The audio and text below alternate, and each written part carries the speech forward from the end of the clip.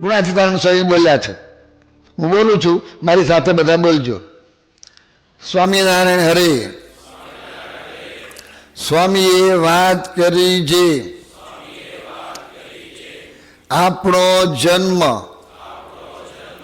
બે વાત સિદ્ધ કરવા માટે થયો છે. એક, ખાવું. જો બોલી ગયા, જો મહી બેઠું છે ને એટલે બહાર નીકળ્યું. ખાવું, આ વાત નથી જાણતા તો કેમ ખાવું બોલ્યા કે મહીથી નીકળી ગયું પાછું. એટલે હજુ ધ્યેય બેઠું નથી, હજુ શબ્દમાં નથી બેઠું. જો ખાવું નીકળી ગયું પછી અટકી ગયું, આમ પછી ખબર પડી ગઈ. આમ હાવ એવું નથી. બાળકો તો બધા બોલે ખાવું બધું, પછી વળી પાછું એને ખબર પડે કે ના બધું નથી. તો જો આવી વાતો સાંભળવાની.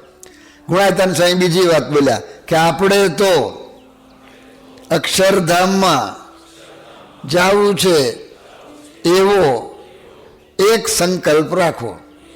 તો કે આ તો બાલમંડળની વાતો છે. શું બાલમંડળની વાતો છે? આ બાલમંડળની ન હોય, વાક્ય નાનું છે એ સંકલ્પ પણ બોલો.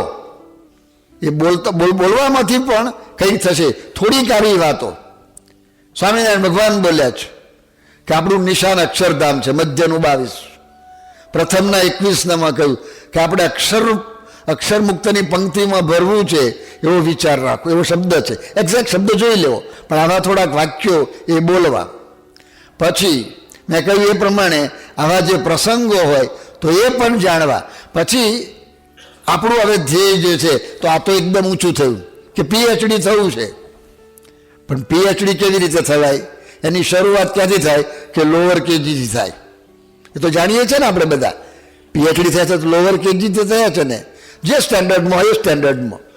તો જે સ્ટેન્ડર્ડમાં આપણે છીએ એમાં જે આપણે કરવાનું છે એ વ્યવસ્થિત કરો. હવે એ શોધવું પડશે. એટલે તો અંતરદ્રષ્ટિ આવી. પછી અંતરદ્રષ્ટિ આમાં ખાલી બોલ કરો તમે, આમાં 1000 પ્રસંગ તમે સાંભળો, એથી ના થાય. હવે તમે કોઈ ભૂમિકા ઉપર છો, ભૌતિક રીતે પણ છો અને આધ્યાત્મિક રીતે પણ છો. તો બે રીતે તમારે વિચારવાનું કે તમે હવે ક્યાં આગળ છો એનો તમે વિચાર કરો કે તમારે ક્યાં સુધારો કરવાનો છે. કે કેટલા વાગે ઉઠો છો કે 8 વાગે. તો એ આધ્યાત્મિકમાં જવું હોય તો 8 વાગે ઉઠાય. માદા હોય તો બરાબર છે, કોઈ પ્રસંગ હોય તો બરાબર છે, પણ રોજ 8 વાગે ઉઠે એ કઈ રીતે કરી શકે આ કામ? એ ના કરી શકે તો સુધારો કરો. તો પછી એમાં નક્કી કરો કે 8 ને 7 તો કરો. પ્રેક્ટિકલ ના કરીએ તો વાતો સાંભળ્યા જ કરો. ધ્યેય બાંધો, શું ધ્યેય બાંધો?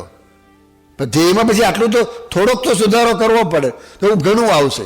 હવે હું તમને પ્રશ્ન પૂછું છું, પણ આગળ ઊંચી કરવાની જરૂરિયાત નથી, અંદર જોવાની જરૂરિયાત છે.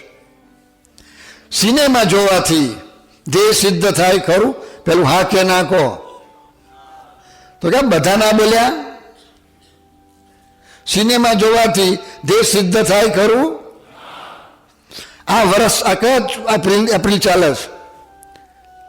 એપ્રિલ મહિના દરમિયાન એક પણ સિનેમા ના જોઈ હોય એવા કેટલા હાથ ઊંચો ના અંદર જુઓ.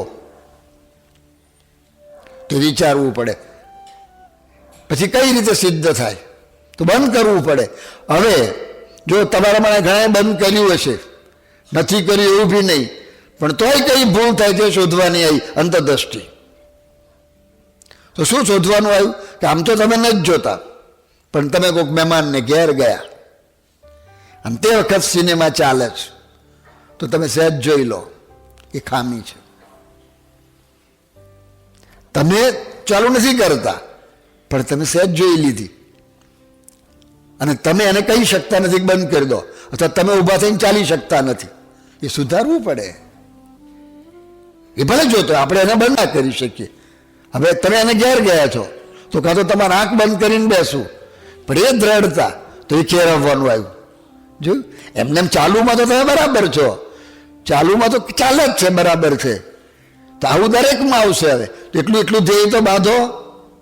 પછી જે અમુક વસ્તુ કરવાની છે કે આરતી કરવાની છે, તો આરતી બરાબર થાય છે એ તમારે વિચારવાનું. અહીં તમે બેઠા છો, આરતીમાં ફોન વાગતા હશે, વાગે જ છે. જુઓ તમે, મારે હમણાં એક ઠેકાણે ગયો હતો તો આરતીમાં ફોન વાગ્યો, સભામાં તો વાગ્યા જ છે. તો કંઈક કરવું પડશે, નહીં તો થોડું ધ્યેય સિદ્ધ થાય છે. એક બાજુ ફોન વાગતો હોય, એક બાજુ આરતી થતી હોય, એક બાજુ પ્રવચન થતું હોય, એને પ્રવચન કહેવાય? એમાં કંઈ થતું છે? વ્યવસ્થા ઊભી કરવી પડે, એ વિચારવું પડે. આપણે થોડું કર્યું અહીંયા આગળ, થોડા સાવ નથી જાગ્યા એવું પણ નહીં, તે કરવું પડે. એટલે કઈ વસ્તુ આપણે કરવાની છે એ આપણે વિચારવાનું, અને કેટલીક વસ્તુ નથી કરવાની. તો અમુક તો કરી જ છે આપણે, સાવ કંઈ તમે નથી કર્યું એવું નથી, પણ ભગવાનને પામવાનું છે, ભગવાનને રાજી કરવાના છે. તો એની ભૂમિકાઓ જુદી છે. તમે અત્યારે તમને જોઉં, તમારા કપાળમાં ચાંદલો જો કે પૂજા કરી છે, બસ. કોઈએ તમને અત્યાર સુધી પૂછ્યું કે તમે પૂજા કેવી રીતે કરી? ચિત્તરંજન ભાઈ કહો, તમે તો બહુ જૂના છો, ઘણા સંતોના કોઈ નહીં પૂછે. એ તમારે જ શોધવું પડશે. એ શોધવાનો વિચાર ક્યાંથી આવશે? પેલું ધ્યેય હશે તો. નહીં તો કોણ તમને કાઢી મૂકવાનું? મંદિરમાં આવો, તમને બોલાવવાના છે, તમે કાર્ય કરશો, તમારી જમવાની વ્યવસ્થા થઈ જાય છે, તમને સ્ટેજ ઉપર બોલાવે છે, સ્વામી પાસે બોલાવે છે, દિવ્ય સન્નિધિમાં બોલાયા, હાર પહેરાવડાવે, પતી ગયું. તે પતી ગયું. એ પૂજામાં સુધારો નહીં કરવાનો? તો પૂજામાં સુધારો છે તો એ સુધારો નક્કી કરો, એ દે કે આટલું કરવાનું. ભલે ને તમને ઠીક લાગે એટલું, એક જ પોઈન્ટ. જો ભગવાનને પામવા એ ધ્યેય, એ તો દિલ્હીનું અક્ષરધામ ઊભું કરવા જેવું કામ છે. જો કે એનાથી ઘણું મોટું છે, પણ છતાં એવું કહેવાય. પણ દિલ્હીનું અક્ષરધામ ઊભું કરવું એટલે શું? પછી કેટલી બધી વસ્તુઓ અંદર છે. દરેક શબ્દ બોલાય અક્ષરધામ, એમાં આપણે બોલીએ કે ભગવાન આપણું લક્ષ્ય છે, અક્ષરધામમાં જવું છે, પણ એમાં ઘણી બધી વસ્તુઓ આવશે. તો ઘણી બધી વસ્તુઓમાં થોડીક લેવાની આપણે, અને પછી એને કરવાની.